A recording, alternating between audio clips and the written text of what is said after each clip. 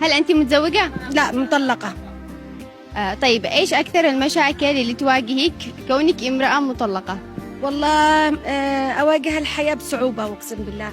يعني أشتغل لما أروح ورجولي خلاص مكسرات، ما واني مكلف وحدي، ما فيش أحد يعولني ولا في أهلي يعولوني ولا حد، وحدي.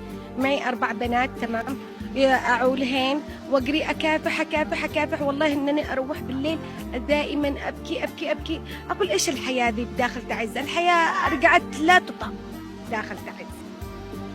إيش أكثر شيء تعاني منه؟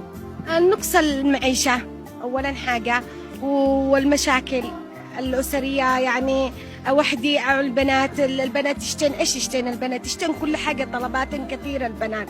وحدي أصلا مكلب، يعني ما أقدر أعولهن وحدي، بس أكافح الحياة، أمشي أخرج أجري، بس أروح وأنا قدني تعبانة، يعني مرة ورجل.